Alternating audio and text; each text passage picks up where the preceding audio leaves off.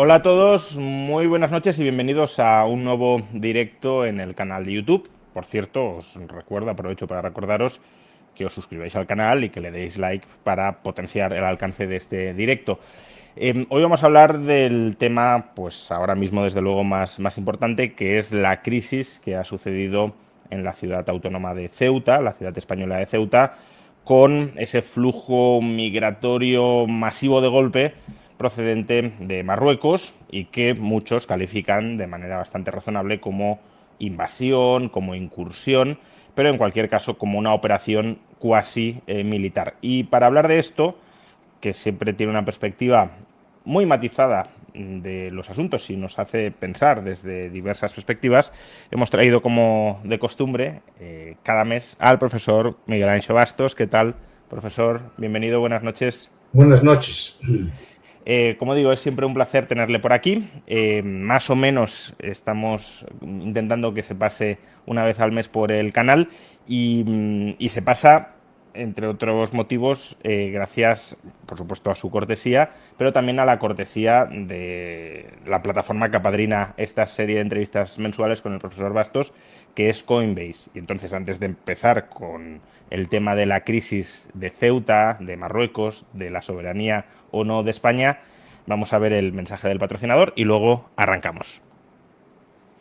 Si te llama la atención el mundo de los activos digitales y buscas una forma regulada de empezar desde Europa, probablemente te interese informarte sobre Coinbase. Coinbase opera dentro de Europa mediante una filial regulada en Luxemburgo, supervisada por el regulador financiero del país y sujeta a MiCA, la nueva normativa europea para los criptoactivos. ¿Y cuáles son las implicaciones de que Coinbase cumpla con MiCA? No solo que pueda operar dentro de Europa, sino que, en cumplimiento de MiCA, los criptoactivos de los clientes se mantienen separados de los activos propios de Coinbase. Coinbase custodia los activos de sus clientes con lo que podríamos llamar un coeficiente de caja del 100% y guarda la mayor parte de estos sin conexión en almacenamiento en frío con una seguridad por tanto robusta. Coinbase es una aplicación sencilla de utilizar para comprar, vender y gestionar los criptoactivos, con compras recurrentes y rendimientos para aquellos usuarios que sean elegibles. Además, los usuarios con experiencia disponen también de un modo avanzado, con comisiones del 0% en función del volumen y APIs y herramientas avanzadas para quienes las necesiten. Explora y aprende más sobre Coinbase pinchando en el enlace que aparece en la caja de descripción del vídeo o en el comentario destacado.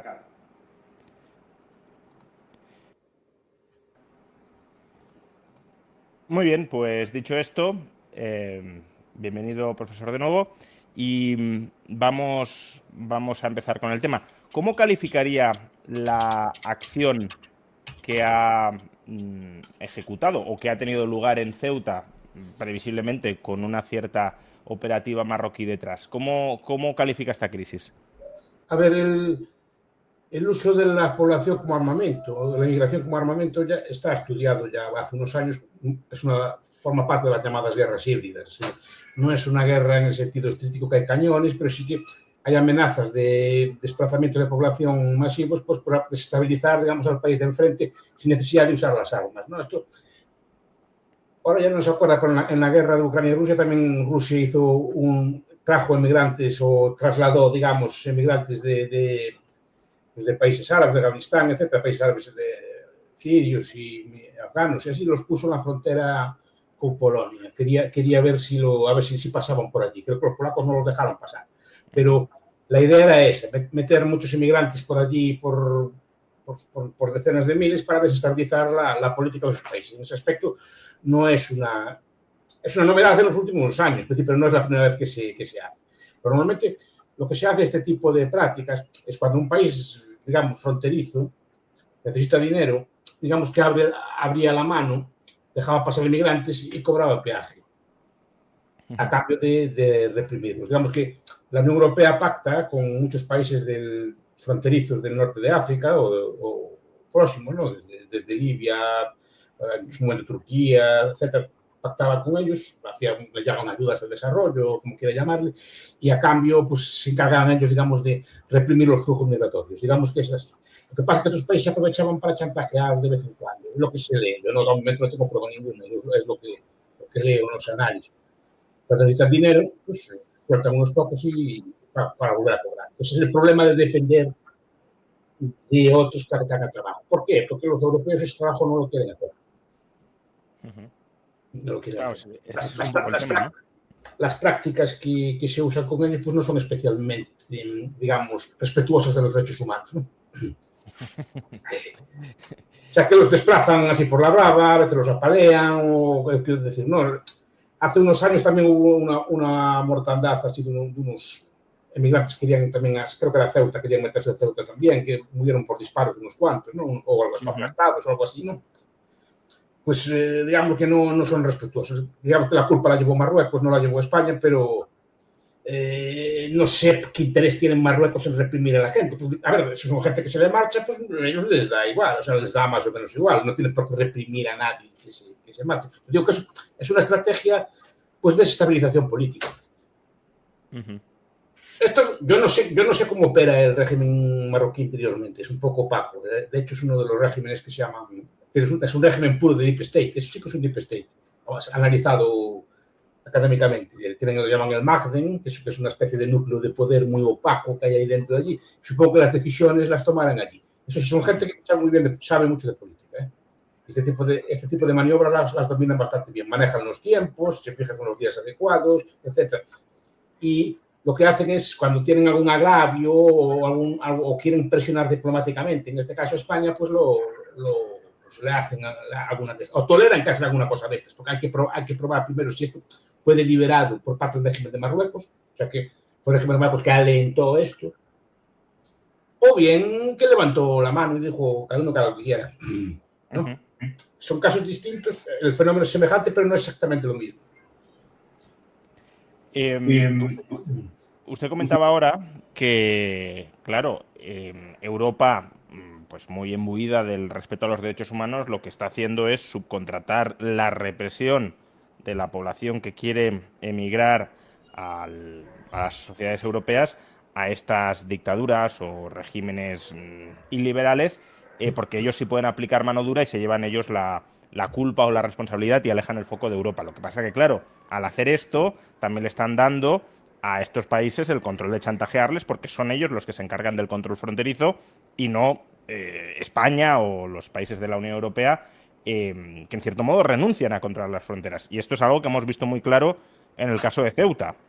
En cuanto Marruecos ha dejado de controlar el flujo migratorio o ha espoleado, que eso es lo que le quería plantear, ha espoleado que haya ese flujo migratorio hacia Ceuta, España no ha tenido ningún tipo de capacidad para frenar la entrada. Capacidad tendría, pero no tiene capacidad política. No sería admisible, digamos, una represión muy dura contra estas personas, ¿no? Se arderían las redes, y se habría escándalos en el Parlamento, cosas por el estilo, o habría una protesta en medios afines al propio gobierno, que es el problema, no en otros. Entonces, claro, ahí no llevaría muy bien. Claro que en ese aspecto te vuelves, estás impotente, no tienes los medios para manejar esos flujos. Marruecos los usa, por desgracia, y ese que se encarga, pero claro, ellos no lo hacen de forma muy sutil, ¿no? Bueno, a ver, esto es algo que no está oficializado en ningún sitio, ¿eh? O sea, no hay ningún contrato que yo te pago y tú me haces estos. Transparente al menos no.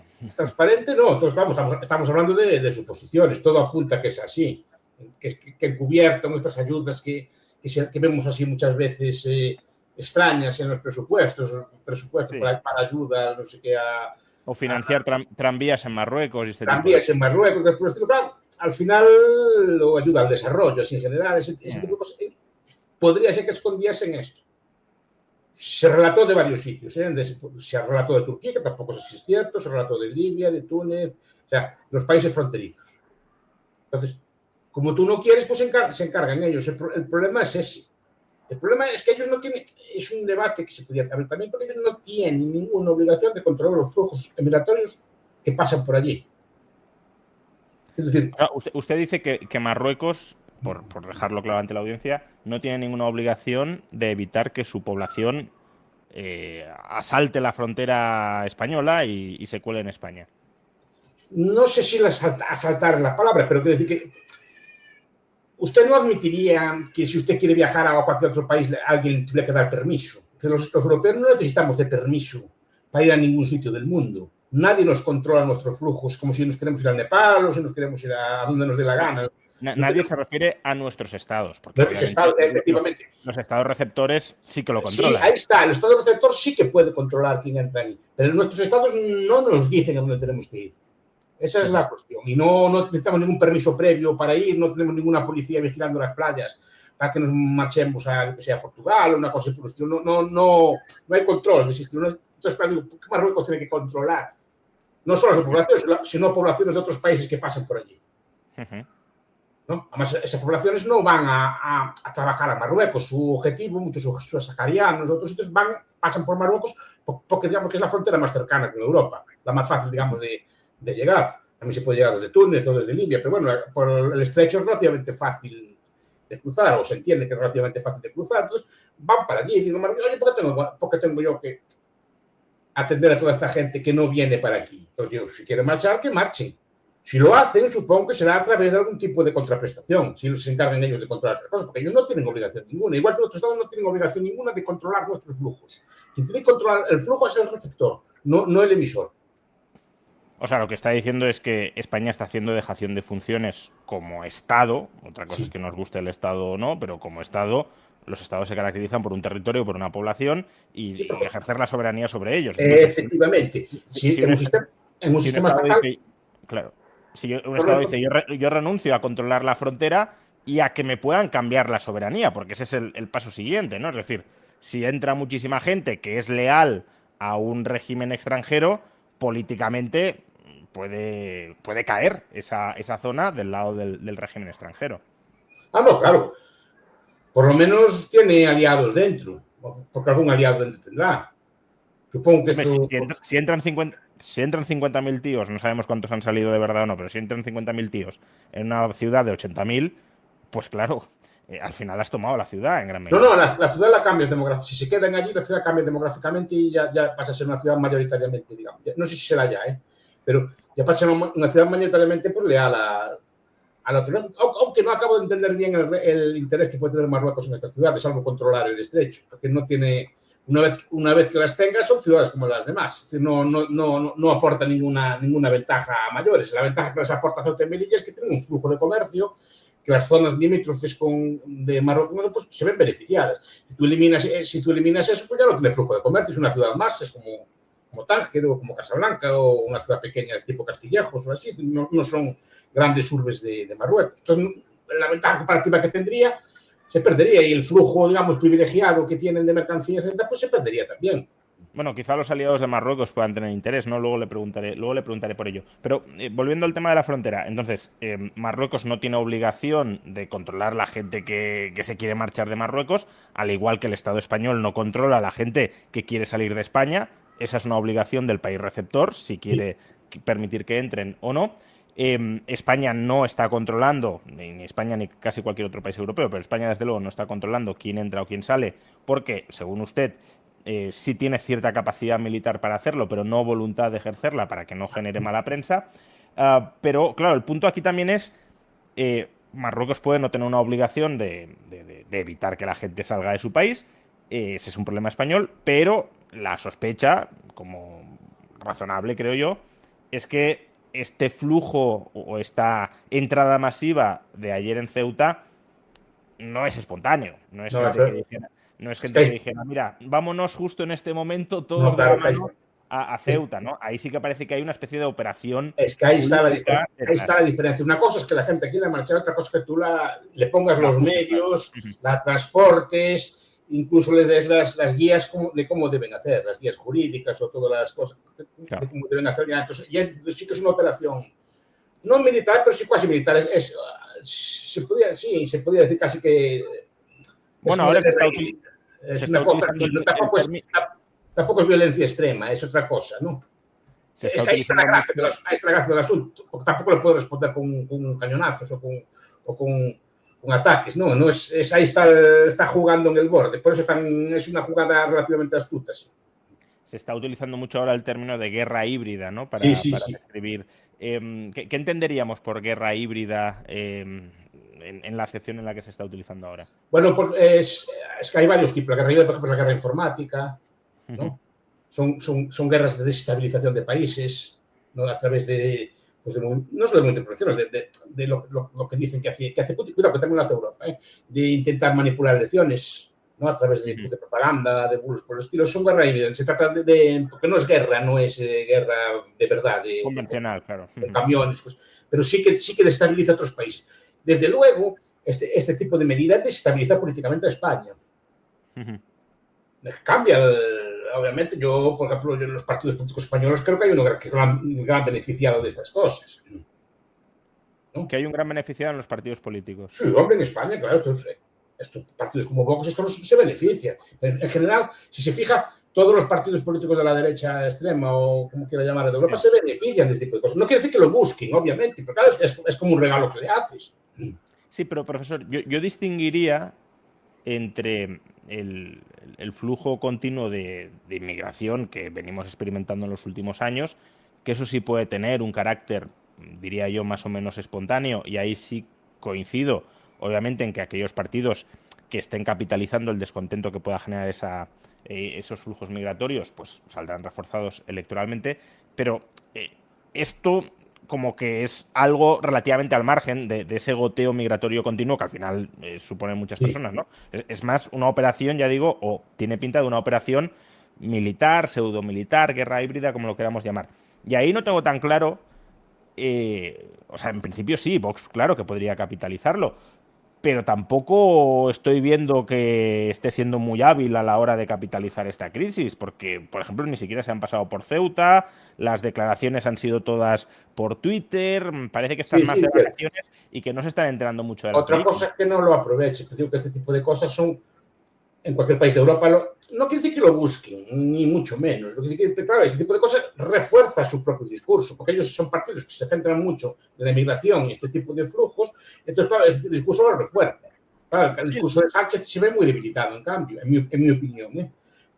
¿Por qué? Porque él está todo el día hablando de la amistad con Marruecos, está hablando todo el día acaba de regularizar cientos de miles de inmigrantes. Claro, esto no les favorece su discurso para nada. Sí, lo que pasa que también la izquierda aquí yo creo que está actuando con cierta habilidad y no lo prejuzgo, que quiero decir. No, puede ser, sí. Y es por lo que le quería preguntar, ¿no? La hipótesis que está instalando la izquierda y que en cierto modo refuerza su discurso, el de Sánchez no, pero sí el de la izquierda, es que, bueno, pues Marruecos es una dictadura aliada con Israel y con Estados Unidos, y que esto al final es una operación mucho más amplia que trasciende a la dictadura marroquí, que viene, de hecho, incluso diseñada o pensada intelectualmente por estas otras potencias que están enfrentadas con Sánchez y que quieren desestabilizar justamente el gobierno de Sánchez por ser su enemigo, y que, por tanto, España tiene que plantarse contra Marruecos y volver a la postura tradicional de la izquierda de defender la soberanía propia o la autonomía del Sáhara Occidental, desde luego no el dominio de Marruecos sobre él, y además pues enfrentarse a la monarquía marroquí por ser pues el peón en África de Estados Unidos y de Israel. Y eso, claro, es un discurso que también está calando y que también puede beneficiar a la izquierda y que no beneficiaría a Vox, porque Vox internacionalmente tiene una política pro-Israel y pro-Estados Unidos que serían los malos, ¿no? Sí, bueno, pero ahí no, por eso digo que otra cosa es que no lo sepa aprovechar o que no puede aprovechar, pero bueno, teóricamente refuerza este discurso. Veremos cómo evoluciona esto. Vamos a ver. Ya dije antes que el régimen de Marruecos es un régimen muy profesionalizado, es un régimen muy...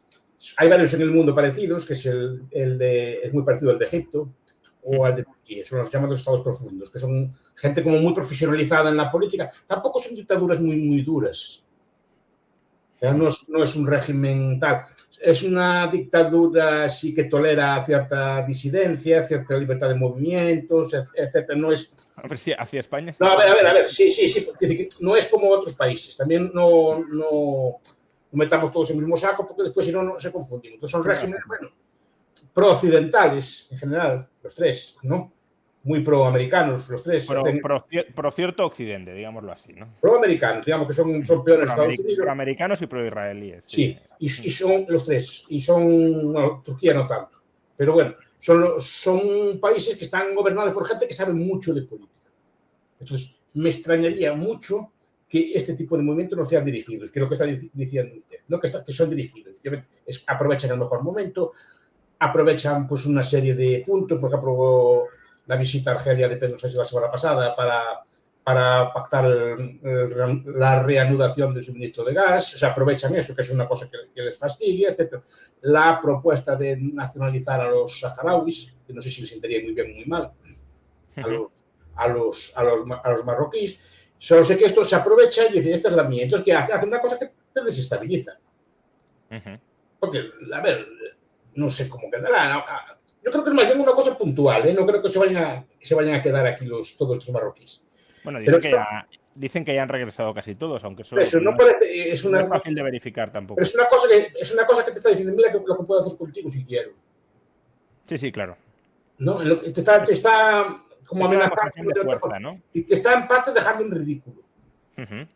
Porque tú estás con un discurso pro Israel, eres pro Marruecos, Sahara marroquí, estás con todas estas cosas todo el día haciendo guiños y cosas por el estilo marroquí, y después te la devuelves. Entonces, bueno, después, claro, se puede decir, bueno, es que como es una venganza también de Israel por el trato que le dio, una venganza blanda, así, digamos, no bélica, de Israel, o una venganza también de Trump, por el trato que lleva. Digamos que son pinchazos, digamos, que te dan sin llegar a calle sangre, digamos, ¿no?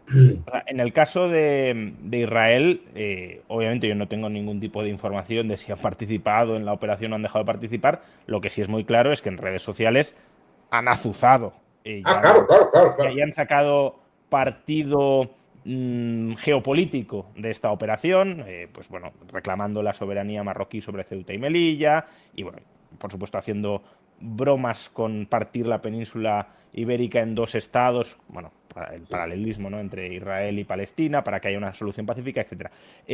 Entonces, no sé si han participado activamente, no tengo esa información, pero desde luego sí la han tolerado pasivamente y sí están encantados con ella, eso parece bastante claro. Y además, claro, desde el propio gobierno israelí, claro.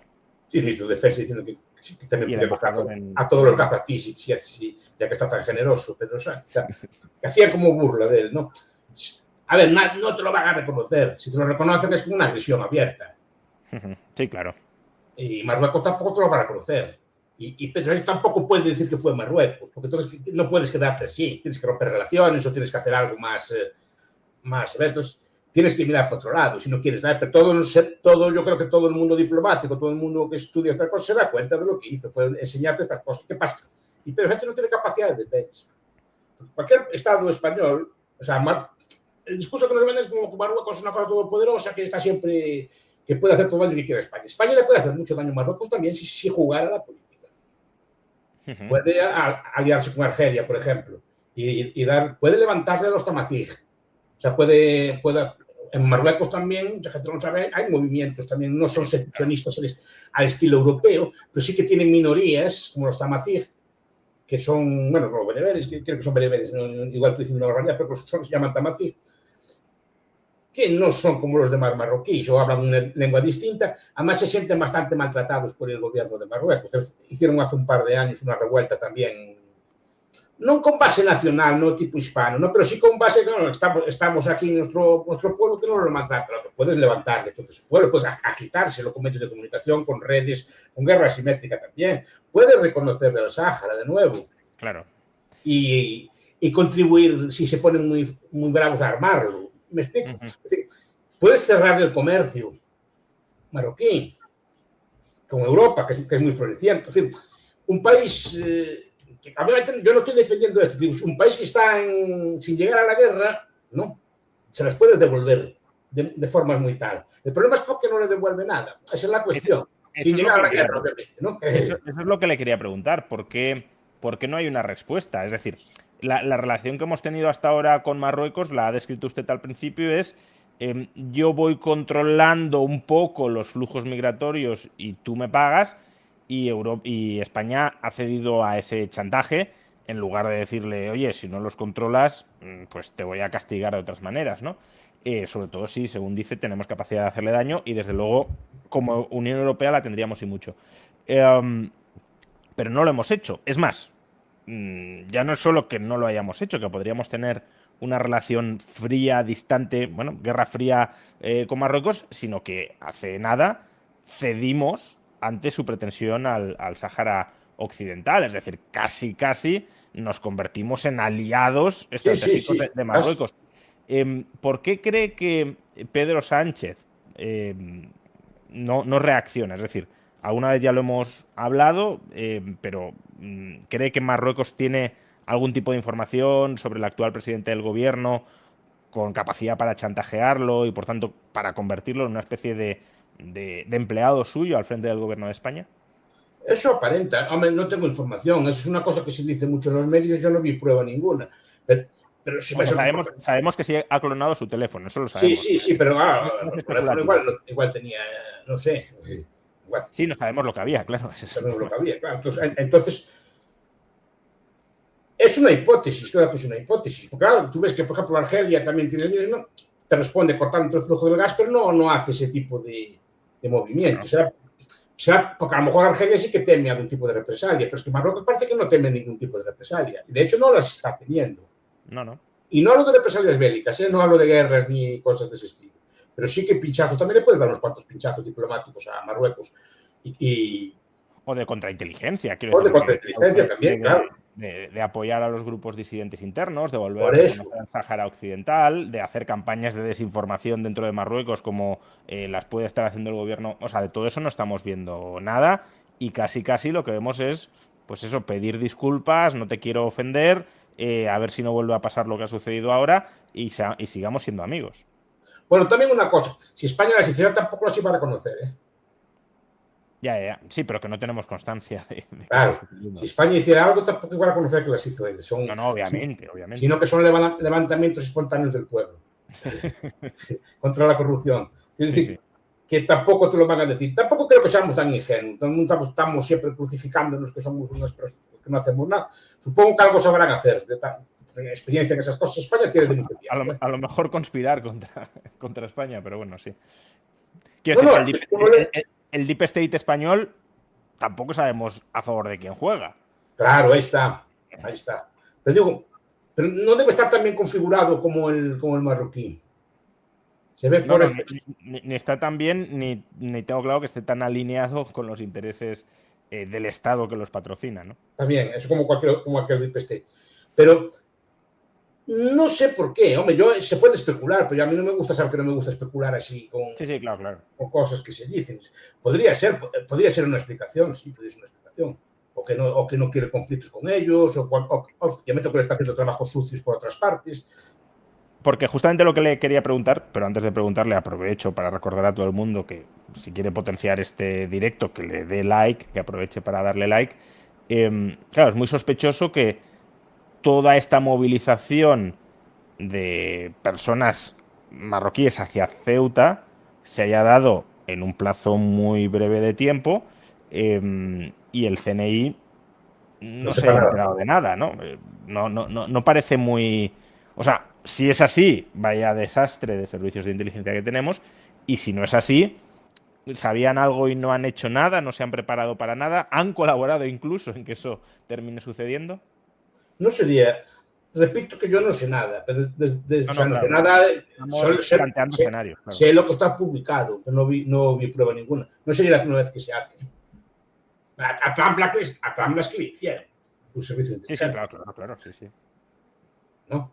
Si en el hipotético caso de que el CNI español no estuviera contento con el actual liderazgo, probablemente, pues a lo mejor no hacen, tampoco es que trabajen contra España, pero a lo mejor cosas que saben no las dicen o las ocultan o cosas por el estilo. Pero efectivamente me extraña que no supieran eso, porque no son incompetentes. Cuando quieren no son incompetentes. Y seguramente tienen agentes allí por Marruecos, seguramente tienen pues, su personal, tendrán sus espías, como tendrá todo el mundo, y seguramente tendrán algún político allí comprado, como tienen los marroquíes en España, casi seguro, o en Europa. Es decir, no sería extraño que hubiera estos fenómenos, ¿no? En España siempre se especula, ¿no? Pero no sé si hemos España, perdido...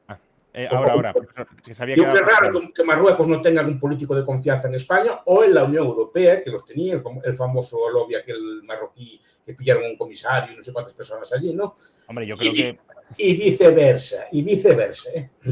Creo que es muy generoso diciendo que cree que Marruecos sería muy raro que Marruecos no tuviese algún político español comprado. Yo creo que diría alguna decena o alguna centena de políticos españoles. Incluso tenemos expolíticos que forman consultoras y lobbies que tienen bastante conexión con Marruecos y con los intereses de Marruecos en España, ¿no? Que eso también es otra cuestión interesante, ¿no? Es decir, la integración de las economías que se ha ido dando durante las últimas décadas ha generado también en España ya no empresariado marroquí dentro de España, sino empresariado español que tiene muchos intereses, Sí. lógicamente, con que la relación entre ambos países sea fluida y no Es se muy interrumpa. simbiótica. Yo creo que eso también elimina en parte los riesgos de una guerra de verdad. Sí. Uh-huh. Que, siempre digo, esta cosa igual me equivoco, pero la dificulta bastante. Marruecos ya no es tampoco una... No es que sea un país rico, pero no es de la zona, debe ser de los más estables y de los más prósperos. Y de luego tiene los datos de PIB, creo que son buenos últimamente, ¿no?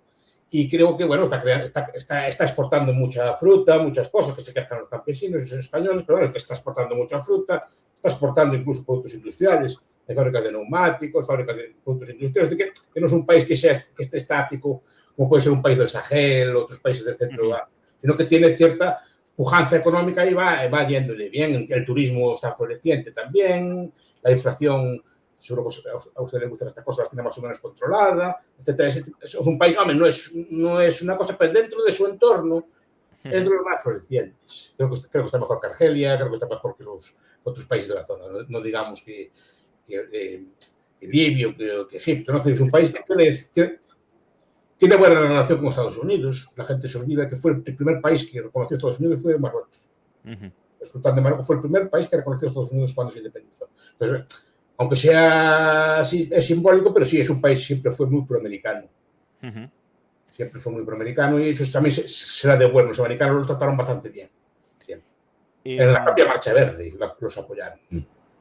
Si compramos la idea de que esta operación ha venido en gran medida espoleada por las autoridades marroquíes y además que el CNI algo sabía y no ha comunicado, ¿ante qué escenario estamos?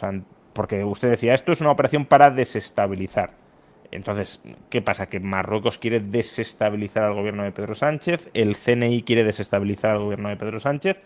¿O hay otros objetivos que no estamos viendo? Es que es que el alcance de la medida yo creo que está quedando casi en nada. Y si se retiran los marroquíes de vuelta y en 3 días ya no hablamos de esto. Igual que ya no hablamos de aquellos inmigrantes que murieron también, creo que fue en Melilla, en Ceuta, no creo que fue en Ceuta, cuando murieron 30 y tantos o así, creo que nunca se... Son más bien medidas como de aviso. Es decir, no te voy a desestabilizar, no te voy a echar abajo, pero mira que puedo. Mira lo que puedo hacer si quiero. ¿No? Está como avisando. No sé si en las relaciones entre el gobierno de España y el de Marruecos hay algún malentendido, hay una cosa que no sabemos de los demás, o algún incumplimiento de pacto. Se habla de la visita de Sánchez a Argelia hace un par de días, ¿no? Sí, porque, a ver, por lo poco que sé, creo que el odio de la pelea de Marruecos no es con España, es con Argelia. Es el enemigo, es el que le arma de verdad a los saharauis. Los saharauis están refugiados en Argelia. Es el enemigo de verdad. No sé por qué se llevan tan mal, pues son regímenes que se llevan pues hace muchos años muy mal. Y además es el rival estratégico de Marruecos en la zona. Es una potencia petrolera que Marruecos no es. Entonces, claro, supongo que tiene miedo a que Argelia levante cabeza. Entonces, también no quiere que España pues, que se alíe con... Supongo que no tiene interés en que España se alíe mucho con Argelia. Entonces, claro, puede ser un aviso también por eso. Y después, claro, apoyado por los, digamos, rivales de España, tipo Israel o así, que se la tienen jurada, digamos, ¿no? Que también es un aviso, ¿no? Sí. Y en ese sentido, ¿cómo ha visto la reacción que ha tenido el gobierno español, ¿no? Porque aquí puede haber dos lecturas. La primera es la del fracaso absoluto, es decir, se te cuelan 50.000, 60.000, 70.000 personas de la noche a la mañana a una ciudad española que es formalmente es una invasión, es decir, Sí. sería el equivalente a una ocupación militar si así se hubiese querido. Pero por otro lado dices, bueno, entraron y ahora dicen, esto falta verificarlo, claro, pero dicen que ya han salido casi todos. Entonces, sin desplegar el ejército, sin armar mucho ruido, han terminado sacándolos. No sabemos si es verdad, a cambio de qué han conseguido que salgan, pero ¿cómo valora la actuación del gobierno español y cómo cree que se valora fuera, ¿no? Que esa es la otra Bien. derivada. Supongo que le tocarían el silbato y volverían para casa. Sí, Todo bueno. apunta que es algo así. Ujú. ¿No? Pero con la desgracia de Camporriba hubo 50 muertos, así que no solo es un acto neutral, eso también hay que tenerlo en cuenta, que el régimen marroquí no parece que valore mucho la vida de su gente. No, no, no parece. También hay que decirlo. En honor del español, por lo menos hay que decir esto. Por lo menos el español aún valora la vida de su gente, el otro parece que lo valora algo menos, ¿no? Como por que no le importa que haga ese tipo de cosas. Para que el gobierno español pues salió atacando a Meloni o salió atacando a otros, pero el gobierno de Marruecos no les quiso decir nada, ni una amenaza ni velada ni sin velar, no usó ni siquiera un discurso duro. No, no, o sea, De bueno, hecho, las palabras de Sánchez sí han sido más o menos duras, pero no contra Marruecos, porque ha dicho que se ha producido una violación de la integridad territorial de España, de la soberanía de España, lo cual, bueno, al final es un casus belli, ¿no? Si sí, violan, si hay una agresión contra su sí, es un caso, un casus belli, no sé pero, si belli, pero es un caso pero pero claro, aquí le echó la culpa a las mafias. a las mafias, claro, sí. Igual que le echa la culpa al cambio climático y de todas las cosas. Exacto, sí. No, menos echar la culpa a quien la tiene, porque las mafias, a ver, las mafias en este tipo de cosas, cualquiera que sepa algo de economía, sabe que si usted prohíbe algo, aparece alguien y hay demanda de ese bien, aparece alguien que se lo surta a un precio mayor, con la calidad inferior, con todas estas cosas. Si yo quiero viajar, un señor marroquí o un señor sahariano quiere viajar hasta España, lo normal sería que cogiera un vuelo barato. Sí, sí. ¿No? Desde Mauritania hasta España, pues igual si de Canarias hay vuelos por 100 euros a la península, pues Mauritania, que está muy cerca, pues también por 100 euros pueden coger un vuelo tan ricamente ir de Mauritania a España y venir aquí sin pagarle 6, 7 mil euros o 3 mil euros a un señor para ir montado en una moto de agua o montado en una barca de ese que se hunde. Y vamos a ver. ¿Por qué alguien paga 6 o 7 mil euros cuando puede conseguir un vuelo perfectamente por 100 o 200 euros? Además Sí, solo porque de está ir, ¿no? prohibido, claro, sí, sí. Porque está prohibido, alguien no lo deja montar en el avión. O sea, y el que no lo deja montar en el avión es el Estado. Entonces, es decir, si eso está prohibido, pero el señor sigue queriendo ir a España, hay un señor que aparece por allí, o unos señores, y dime, yo te llevo yo. Pero son 6.000 euros, sin papeles, y etcétera, y con esas condiciones tan tal, y vas en un barco, te juegas la vida, tú verás. Pero es un negocio que aparece porque está prohibido. O sea, la mafia es una consecuencia de la prohibición del viaje, pero la mafia no es algo tan poderoso que puede mover gente. Además, no tiene mucha lógica que las mafias metan a la gente, que la gente pague a la mafia para meterse en Melilla o en Ceuta, perdón, y después a las 2 horas que se marche. Sí, además, en este caso no conozco, pero por sentido común entiendo que estas mafias además están operando bajo el visto bueno del gobierno marroquí, incluso en muchos casos entiendo que favorecidas por él, porque es una forma de instrumentalizar la presión que sí, seguir ejerciendo, ¿no? De existir, sí, o seguramente, a ver, una mafia de estas, para funcionar, tiene que tener sobornados funcionarios, tiene que tener sobornados. Si quiere funcionar como tal mafia, como una mafia, sobornado policías, saber a qué hora se puede viajar, que no hay policías, etc., ¿no? Y tener gente de mano que le deje ir. Entonces es normal que tenga algún tipo de complicidad. Aparte, efectivamente, son mafias que tampoco deben ser tan poderosas como se dice. Pero repito, la lógica es que yo le pago primero, la mafia normalmente si te meten, ya te meten en la península, ya no te meten en Melilla. Pero no tiene mucha lógica, porque de ahí vas a tener que buscar otro tipo de subterfugio para entrar. Pero lo que no tiene lógica es que tú le pagues a una mafia, o se le paga a una mafia, para que te meta en Melilla o en Ceuta y después volverte para casa. No tiene mucho sentido. Lo que estarás ahí, irás asesorado, porque estas mafias, una cosa que tienes que te asesoran cuáles son los mejores, seguramente tienen asesores también de jurídicos, tú dices esto, porque rompen el pasaporte todos o la documentación para que no sepan de dónde es, ese tipo de cosas así. No, es decir, que van asesorados, no van tampoco a la buena de Dios, en el precio de la mafia, van a ese tipo de consejos y de prácticas. Y esto ninguno de esos hizo esto, así como llegaron, se marcharon. No tiene mucho sentido. Entonces, no me parece que sea la mafia. A mí me parece más de haberla, sería una operación tipo de estas que estamos hablando aquí, pues de aviso político, de desestabilización. Repito que por desgracia, el uso de seres humanos como armas está cada vez más extendido. Con todos estos flujos de migraciones y migraciones entre países, y así se presiona y se usa como arma. Como arma de extracción. Pero en ese sentido, si han conseguido colársela así al gobierno de España, la imagen del gobierno de España como un gestor eficaz, en este caso de las fronteras, no queda muy reforzada. Y sobre todo, a mí lo que también me ha llamado mucho la atención en este caso es cuál ha sido la reacción de la comunidad internacional ante esta crisis, ¿no? Porque obviamente Estados Unidos e Israel, ya lo hemos dicho, se han aliado con Marruecos, porque por un lado son aliados tradicionales de Marruecos y por otro no han sido aliados tradicionales de España, y durante los últimos años sí han sido enemigos declarados de España, con lo cual ahí la conexión es lógica, pero luego el resto de países europeos, que supuestamente sí son socios nuestros, hasta el punto de que estamos dentro de un proyecto que se llama Unión Europea, que algunos quieren convertir en un Estado incluso centralizado y unificado, pues claro, si tú integras Estados, tendría que ser porque hay una convergencia muy grande de intereses y una hermandad y fraternidad muy grandes, ya digo, supuestamente entre las visiones geopolíticas. Y con lo que nos hemos encontrado es que nos han dejado todos solos. Al Estado español lo han dejado solo.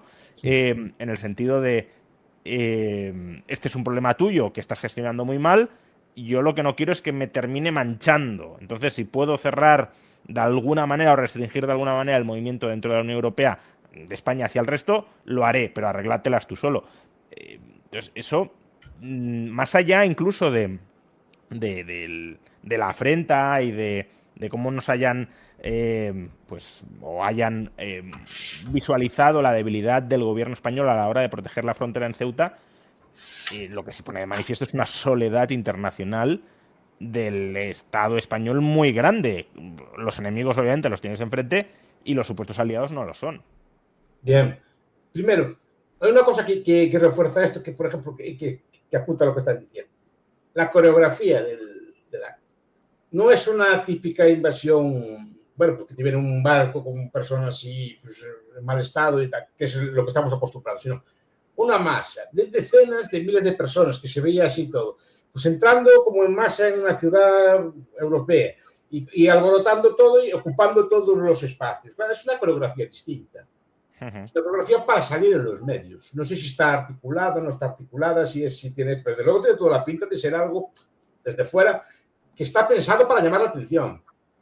No es el flujo constante de inmigrantes que estamos acostumbrados, sino es algo que está pensado para llamar la atención a nivel mundial. Es decir, es un espectáculo que masas de personas invaden. Entonces, claro, al ser tan espectacular, los demás países tienen dos opciones.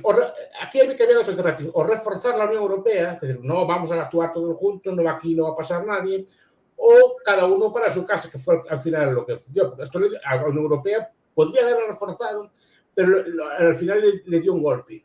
Porque Schengen, la última vez que se suspendió fue con la pandemia. A ver, lo de Meloni también es una figura retórica, porque el Meloni no puede aplicar el Schengen por su cuenta. ¿Vale? Lo que va a hacer es una figura que te va a controlar más a los que vengan de España, así, pero no puede hacer nada. Sí, además ya ha dicho que a los no nacionales, o sea, que al final no se va a quedar nada. Porque no puede hacer nada. Pero entonces, ¿qué es lo que está diciendo? Está desmarcándose delante de su propio electorado de esto, como que están haciendo los demás. En Francia hay elecciones dentro de poco. Tú tampoco te puedes aliar con eso, es decir, porque no es un emigrante, repito, es la coreografía, es el espectáculo, es decir, de desorden, de falta de control, de que al final, claro, es el final, los emigrantes, si llegaran todos, podrían hacer eso, ¿no? Refuerza el imaginario que tienen muchas personas de la migración que podría acabar así, ¿no? Ahora, bueno, si se fija, se acaba de reeditar El Campamento de los Santos. Uno no sé si la conoce.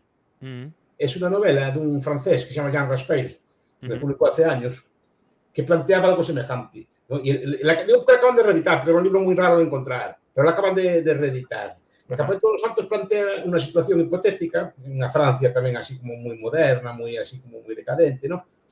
Y que de repente se juntan varios millones de emigrantes de la India, de África, y vienen todos a la vez a Francia, no de uno a uno, todos a la vez. Entonces él plantea cómo respondería la sociedad francesa a eso. No a una cosa de pocos en pocos, ¿no? sino todos a la vez, 2 millones a la vez. Claro. Claro, entonces ahí te el plantel, ¿dispararían? No dispararían. Entonces, ¿qué haces? ¿Los dejas entrar todos a la vez? Por eso digo que es una cosa que azuza el miedo, no que vengan de uno en uno, sino que vengan de repente todos por decenas de miles y es una novela así como muy distópica. Fue muy polémica, en su momento fue muy criticada, pero me hace gracia que la vuelvan a reeditar ahora. Sí, en español y varias lenguas. Esto sí es casualidad, ¿no? Lo digo porque hay otras cosas que no sabemos si son casualidad o no, pero esto claramente es una casualidad. Sí. Pero usted hablaba de cómo se ha mediatizado todo este asunto y, hombre, desde luego es llamativo, por ejemplo, que Trump a las pocas horas de que se produjera todo ya estuviese hablando del tema, cuando Trump de lo que pase en España pues se interesa más bien poco. También Elon Musk lo estuvo retuiteando, aunque eso, bueno, es más habitual. Pero, por supuesto, también el gobierno israelí, etcétera. Es decir, que sí que parecía haber un cierto concierto mediático en vamos a señalar eso y además vamos a señalar cómo las políticas migratorias de la extrema izquierda, decía Trump, sí, son las responsables de este desastre, ¿no? Por eso decía, aparte del espectáculo, de la coreografía. Sí, no es una coreografía, no sé si está ensayado, no creo que esté ensayado, pero el espectáculo de esa masa, además filmado ahora con miles de teléfonos, pero efectivamente, rápidamente, portada en New York Times, portada en muchos medios mundiales, es un espectáculo ideal para, digamos, para llamar la atención del tema. Si yo quisiera llamar la atención del tema y dejar quedar mal a un gobierno, haría algo así. Porque el gobierno de Pedro Sánchez no quedó nada bien ahí. Digamos, cara a sus colas. ¿Qué pasa? Eso es lo que le preguntaba antes, que cómo ha quedado el gobierno. Es lo que sembró él. Es decir, él se apartó de todos los consensos al respecto. Mientras todos los demás pues, restringían la migración, él lo que hace es, por encima, naturalizar o regularizar a millones de personas. Cuidado, personas que después pueden viajar por Europa, ¿eh? Sí. Digan lo que digan, pueden viajar por Europa todas. Una que están regularizadas, tienen papeles aquí, son como ciudadanos, lo equivalente a un permiso de trabajo europeo, pueden trabajar por todas partes y pueden desplazarse por toda Europa. Claro, eso no les hizo nada de gracia a otros países que tienen problemas o discusiones políticas de ese estilo, ¿no? Porque, claro, hay países que ese tema es más vivo, el debate de este tema es más vivo en otros países, aunque aquí, en el caso de Alemania, en el caso de Francia, en el caso de Italia, ese debate aún es más vivo que aquí, porque el debate aquí aún está, de cierta forma, atenuado. No alcanza los niveles de debate que se alcanza en otros países. Aquí no digamos Polonia, Hungría y todo esto, claro. Ah, no, porque en Hungría, por eso digo, que allí ya no los dejan entrar, ya de entrada. Pero los países europeos es un problema que está discutiéndose incluso la preeminencia electoral. En Francia puede ganar Le Pen, en Alemania puede ganar la AfD, en Italia ya ganó Meloni, es decir, en el Reino Unido ya puede ganar Reform. Entonces, son temas ya no son debates en el margen como había antes en grupos o en grupos de internet o de Twitter o así, sino son debates ya que saltan a la arena pública y condicionan elecciones. Entonces, claro, esto a Pedro Sánchez no le hace bien, es una bomba que le está ya, digamos, por ir de muy super progre y así, claro, ahora no se encuentra, nadie lo quiere de aliado, porque es una persona que molesta políticamente porque ese tipo de debates interfieren en sus países. O sea, de hecho, yo creo que ha sido la primera vez, al menos que recuerde, que sí que ha habido una oposición en la Unión Europea, en la propia Unión Europea y de manera individualizada en los grandes estados europeos, de crítica directa al gobierno de España. Sí. No, es que no quedó nada bien. Alemania, Francia, Italia, también Dinamarca, Finlandia. Vamos, se han opuesto e incluso han hablado, en el caso de Italia, pero también Finlandia, Dinamarca, de cerrar, suspender o restringir Schengen, ¿no? No, claro que eso también es simbólico, pero es muy duro. Debe ser de lo más duro que se puede hacer internamente. Sí. Que no quiero, estoy dispuesto a no tener relaciones contigo, pero los españoles ahora tienen que entrar con visado. No sois de fiar, claro. No sois de fiar. Y lo están diciendo de una forma no muy fina tampoco. Claro, entonces en este aspecto lo está pasando. No creo que le favorezca mucho en el debate este tipo de cosas. Sí, lo que pasa es que ya se ha ido de vacaciones, o sea que tampoco parece estar muy preocupado. No. Se va de vacaciones y esperando que el tiempo pasa. Pero creo que el acuse de recibo lo llevó, ¿eh? Imagínese esto unos 10 días antes de unas elecciones, una cosa así. Sí. Lo que pasa es que no sabemos el acuse de recibo por parte de quién, ¿no? Porque, insisto, por un lado tenemos el acuse de recibo de Estados Unidos e Israel. Sí. Por otro, el de Marruecos. y por otro el de la Unión Europea, que cada uno ahí parece tener más o menos sus intereses divergentes. Entonces, claro, no sabemos al final ante quién ha cedido Sánchez, porque si Marruecos está colaborando con Sánchez, previsiblemente es que Sánchez ha cedido ante Marruecos o que la Unión Europea ha amenazado y no ha trascendido a Marruecos de alguna manera para que repliegue velas, o no sabemos qué está pasando, pero... O todas las cosas a la vez. O todas las cosas a la vez, claro.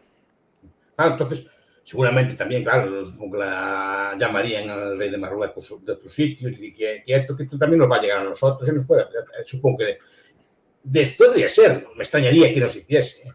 Para eso está el teléfono, o ahora hay videoconferencia, que para eso se puede usar. Repito, pero la jugada es una jugada política. Lo que me extraña es que no haya respuesta, lo que decíamos antes, que no haya ningún tipo de respuesta, que ellos te hagan cosas, que te pinchen y te están todo el día, en cambio tú no eres capaz de darles a ellos donde les puede doler a ellos, que también es muchos donde les puedes, digamos, pinchar a ellos también. También puedes desestabilizarlos tú a ellos. Sí, es lo que decíamos antes, pero que si de alguna manera Pedro Sánchez está pues controlado por el material que pueda tener Marruecos sobre él, porque no olvidemos tampoco que la primera ministra de Asuntos Exteriores que tuvo Pedro Sánchez la cesó porque no era del gusto del gobierno marroquí. Quiero decir que ahí hay una connivencia desde hace mucho tiempo y una cesión continua incluso en asuntos que trascienden a la territorialidad de España, sino a la organización interna del gobierno y a quién coloca en cada puesto, ¿no? Y cuidado, el lobby marroquí es poderoso en el PSOE, pero también muy poderoso en el PP, no perdamos esto de vista. Sí. Ya dije antes que es un marketing, es un deep state, pero muy bien hecho, con mucha experiencia. Seguramente este tipo de acuerdos tácitos de control, de negociaciones, yo te doy esto, tú me das lo otro, yo tú mira aquí, yo te vas colocando, lo saben hacer muy bien y de forma muy, muy discreta. Entonces seguramente tienen sus políticos en todos los partidos, tienen sus redes de influencia en la política española y la saben usar. Son profesionales. Eso sí que tienen fama de ser muy profesionales. Muy opacos, muy poco transparentes, pero los negocios lo hacen todo por detrás. ¿Y por qué es muy difícil penetrarlo. Pues ahí está la gracia del asunto, ¿no? Que es muy difícil de penetrar. ¿Y por qué cree que nuestra élite política es tan poco profesional en ese sentido? Porque es menos que la calidad, ya es una opinión subjetiva, pero la calidad de la élite española yo creo que perdió. O sea, no, la élite política, usted ve cómo hablan, ve cómo se comportan, ve la cultura que tienen, así de este tipo de cosas, y no es la que había antes. Yo que soy viejo, usted veía a los diplomáticos de antes, no los diplomáticos de carrera, me refiero a los líderes, pues era gente como más bregada en este tipo de cosas, los políticos tenían como más altura, sabían relacionar, se entendían mejor, digamos, el juego, ¿no? Estos son personas, más bien, muchas de ellas, a lo mejor son más benedizas, son ávalos, gente así de esta, frente a un profesional de eso de la política criado en ese mundo que es muy duro, ¿no? Y acostumbrado a todo tipo de regateo, chantajes, cosas por el estilo. Supongo que estos son unos, ¿verdad? Como muchos de ellos, supongo que no a todos tampoco, como aficionados, ¿no? Entonces yo creo que hay cierta... Claro, no hay una medida de la calidad política, no hay un metro que los mida. O sea, es decir, que ahora antes eran más... Pero yo viendo cómo eran antes y viendo cómo son ahora, creo que algo se perdió, ¿no? Incluso las corruptelas que hacen son como de más baja estofa, es decir, no tienen aquella categoría que tenían a lo mejor es nostalgia, ¿no? Pero yo creo que antes eran los mejores, los de calidad, es decir, de calidad para entender este tipo de negocios, ¿no? El rey, esto por ejemplo, antes el rey viejo lo arreglaba en 5 minutos. ¿El? Perdón. El rey viejo, el rey emérito. Ah, el rey. Bueno, no sabe, sí, no sé cómo, pero sabía. Y el rey de ahora no. El hijo del emérito no. No sé si. Seguramente es mejor persona y más honrado, pero no sé si tiene la calidad política del viejo. ¿No? Y esto es una opinión también absolutamente subjetiva. Pero yo sé que cuando había problemas con esto, el rey emérito llamaba y no sé cómo hacía, pero arreglaban allí. No sé qué negocios tenían entre ellos o qué hacían, cómo hablaban entre ellos. Entre ellos tenían confianza y llamaba y se arreglaba. No sé si tendrá el mismo tipo de relaciones que tenía el rey antiguo con la realeza de Marruecos, o con otros reyes árabes, ¿no? A lo mejor lo mandaban a hacer negocios a Arabia y por ahí. porque sabía cómo negociar con esta gente.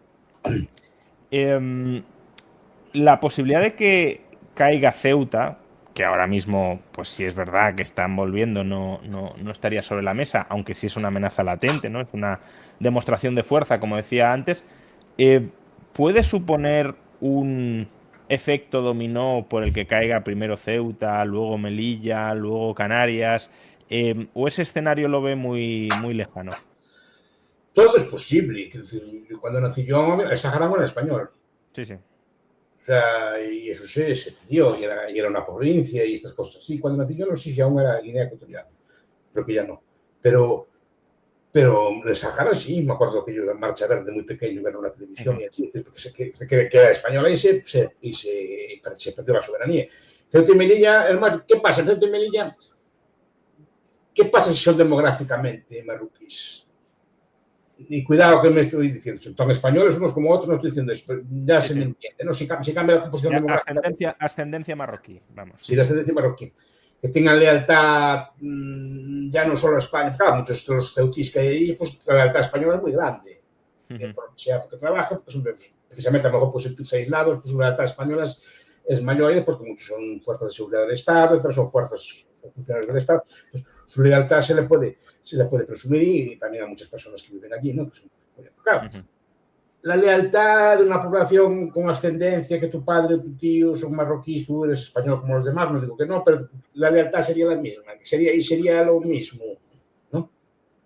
No, es un debate. Debate no, claro, una posibilidad que se busque la anexión por la expansión demográfica, ¿no? Pero lo que decía antes, yo no sé cuál puede ser el interés de Marruecos en incorporar Ceuta, puede ser por el estrecho, por Melilla, es decir, que será por un cosa de orgullo, así, ni económicamente ni políticamente le compensa gran cosa. Es perder, como digamos, un nodo de unión cercano con Europa. Bueno, algunos dicen que lo que les interesa es vivir del chantaje permanente, pero no. Claro, por eso estoy diciendo, no, pero anexionarla pues sería una ciudad más de Marruecos y viviría como una ciudad más de Marruecos. No sería una ciudad relativamente próspera en aquel entorno, sino sería una ciudad más de Marruecos, como les pasó a las ciudades que eran del protectorado español, que pasaron a ser de Marruecos y ahora son Marruecos. Lo que pasa que si dentro de esa élite tecnócrata marroquí empiezan a preponderar, como se dice que están preponderando, posiciones cada vez más nacionalistas, ahí la racionalidad económica o política se puede ver. No, pueden usarlo en el caso de que se vean en problemas. En el caso de que se vean problemas de que estas revueltas, por ejemplo, que hablamos, que de vez en cuando surgen en el país por protestas por las condiciones de vida o por algún tipo de agravio o una cosa así, pues que el régimen digamos que se tambalease, pues podrían usar una herramienta de este estilo, forzar una nueva marcha verde, una cosa así de esto, ¿no? Claro. Bueno, que esto ha sido como una pre-marcha verde, ¿no? O sea, sí, porque la marcha verde fue así, es que ahí fueron unos tiempos que no actuaron. La marcha verde no fue militar, no fue una victoria militar. Simplemente te pusieron decenas de mil personas andando. Fueron dispara. Si quieres. ¿No? Y no dispara. Es decir, no llegaron a disparar, claro, entonces entraron. Digamos que es una especie de chantaje moral, no te voy a atrever no te vas a atrever a disparar. Y supongo que si hicieran lo mismo con Ceuta y Melilla, pues el problema sería algo semejante. Si entran desarmados, sin tal, sería de difícil venta también dispararles.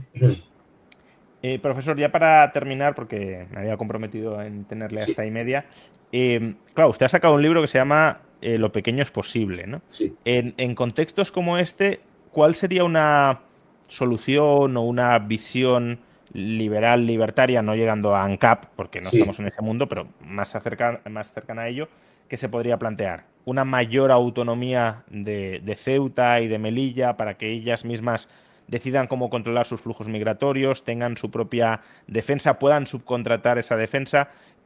¿Cómo afrontar en este contexto geopolítico la virtud de lo pequeño en este mundo geopolíticamente? A ver, serían como pequeñas ciudades-estado, en este caso de cultura española, porque que estarían allí pues, con una relación privilegiada, subcontratada con España, pero bueno, podrían vender este tipo de ciudades, hombre, son más grandes, pero tipo Singapur o así, ese tipo de cosas existieron siempre, las ciudades-estado del Renacimiento, o sea, no sería una figura política nueva.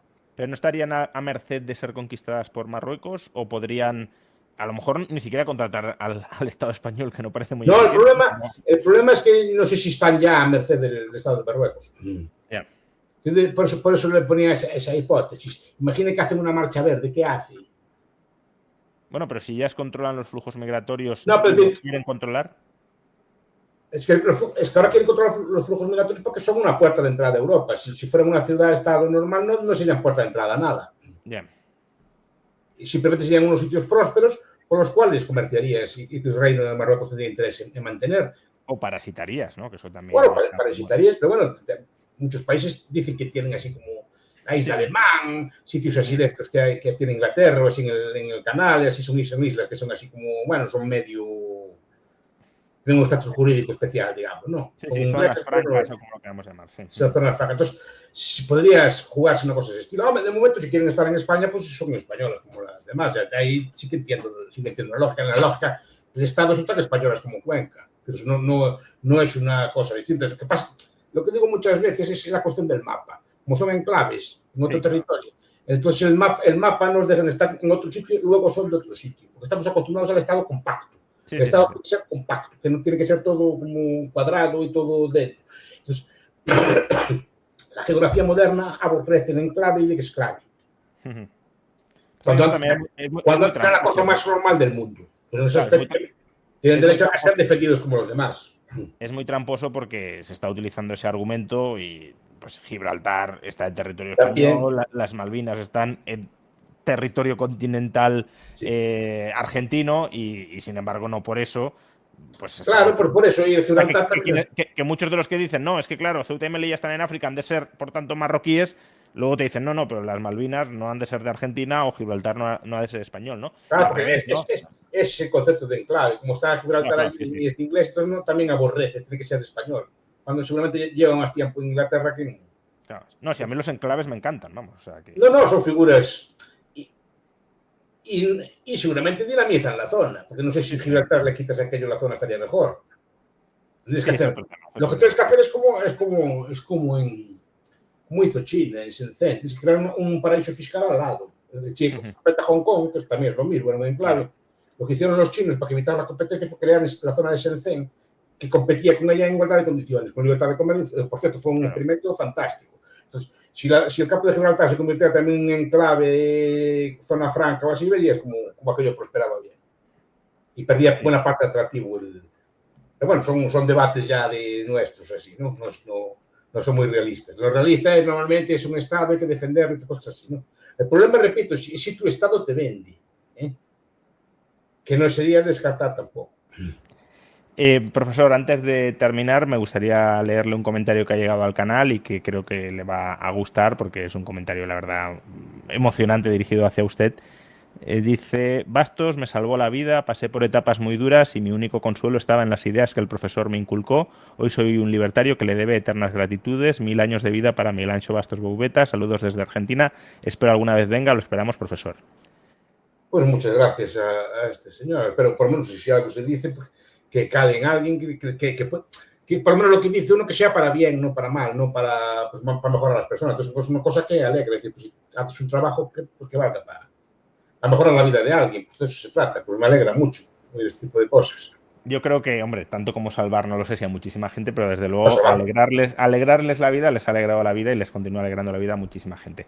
Muchas gracias, profesor, por acompañarnos en esta noche para hablar sobre la crisis de Ceuta y darnos su siempre interesante perspectiva. Ha sido un placer. Gracias a usted y hasta la próxima, si Dios quiere. Hasta la próxima, profesor.